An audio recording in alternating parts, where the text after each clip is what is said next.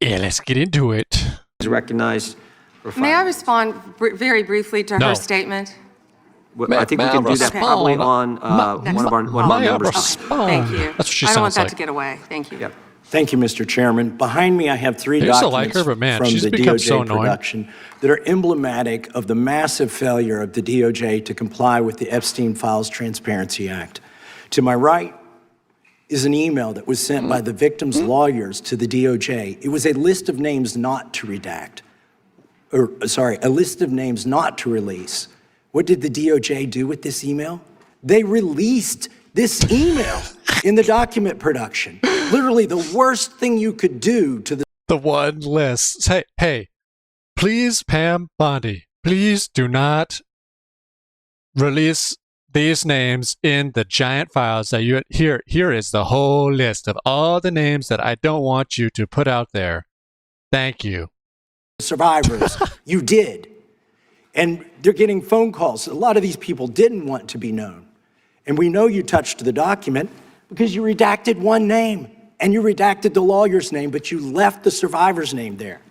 The next document I want to show you, that was in the title, the victims' survivors' names, all right? The title of this one is Child Sex Trafficking, Co-Conspirators, fully redacted. And by the way, I'm going to unredact them here. Les Wexner is in this. Now, your your deputy attorney general said, oh, well, Big he news. appears hundreds of times in the files, but he doesn't appear in this file until I forced you to release it, where he's listed as a co-conspirator, not to tax evasion, but to child sex trafficking, not to prostitution, not to money laundering, child sex trafficking. And then finally, Crazy. What we have here is the third exhibit that I have is emblematic of the FD 302 release.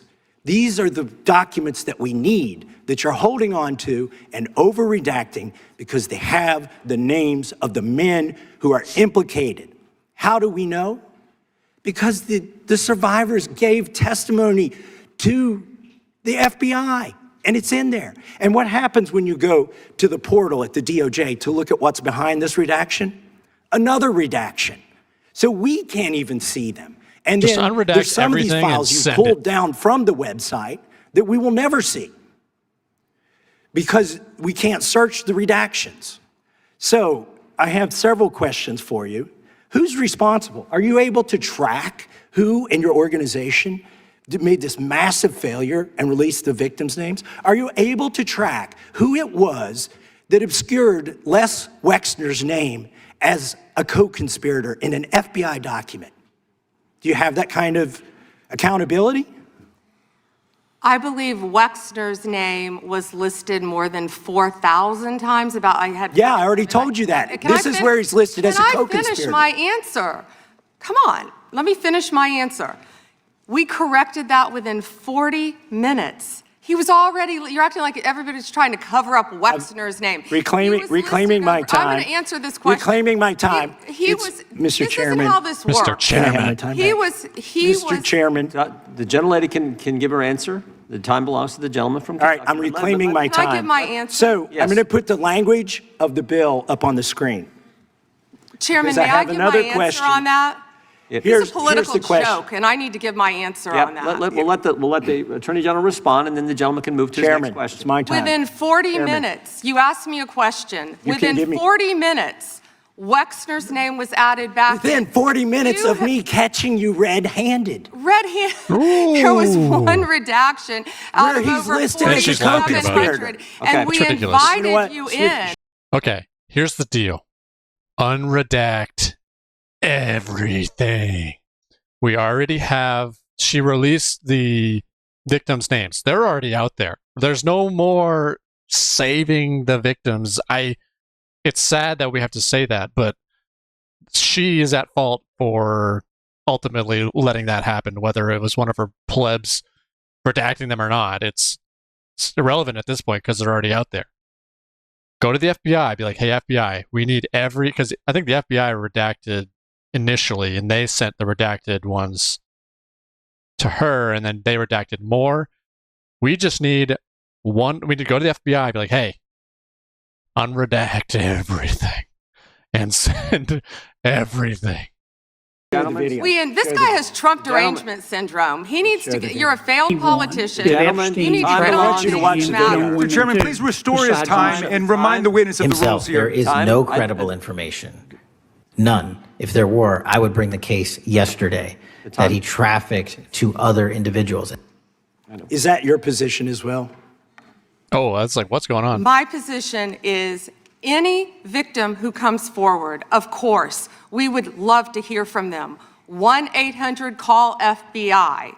Did you ask Merrick Garland that the last 4 years? Did you talk about Epstein? I am reclaiming my time. I'm glad you're asking about Merrick Garland. You don't get to reclaim time because this is bigger than Watergate. When I don't answer a question the way you want. This goes over 4 administrations. You don't have to go back to Biden. Let's go back to Obama. Let's go back to George Bush.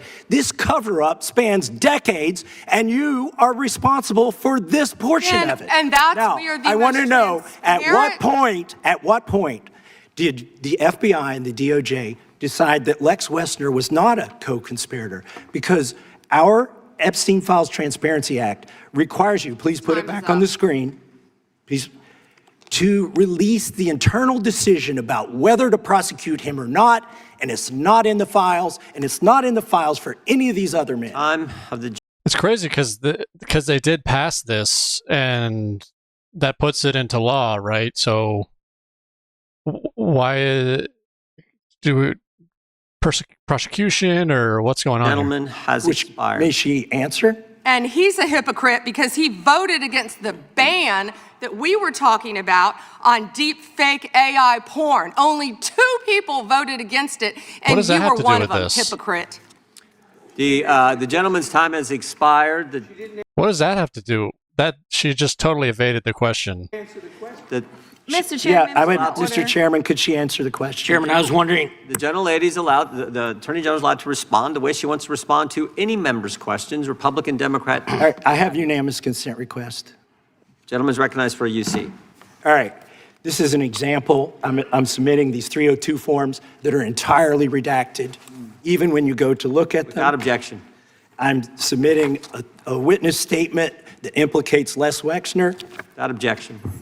I'm submitting an article from the New York Times that the DOJ released nude photos and identifiable pictures of the victims.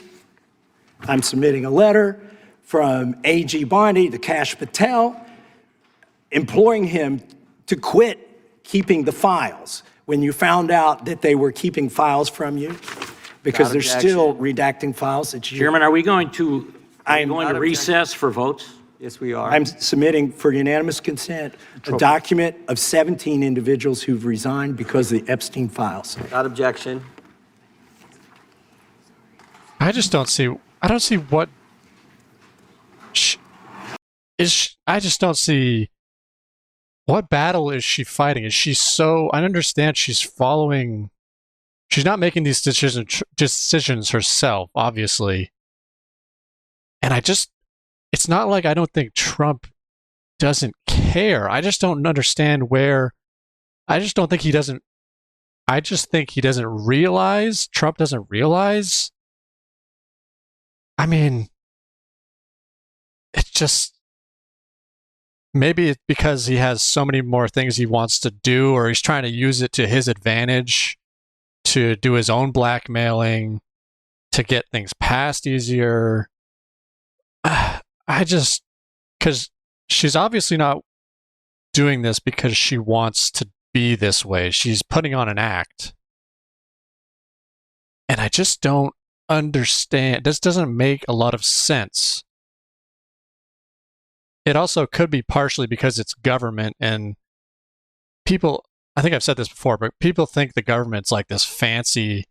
The government is so slow, and the rules and people don't do things directly. She's handing it to underlings that do these things, and maybe they interpret it differently, and she's got to cover for it. It's just, government is so boring, and it's not exciting at all. But then they have to deal with this, and it's like, I just don't. She's just not being genuine, and it's frustrating when you have people that could be implicated. Why haven't they been implicated since? If we've had all this information since 2009, 4 administrations ago, and then people were still talking to Epstein after he was already in jail. It just goes so much deeper. We just need some real, true Americans that are willing to put themselves on the line, that are in office, like this gentleman. I'm forgetting his name, Massey or something. We just need more of that. I don't understand. Just, if you're worried about getting reelected, just be like, hey, America is more important. I don't care, Democrat or Republican. America is more important.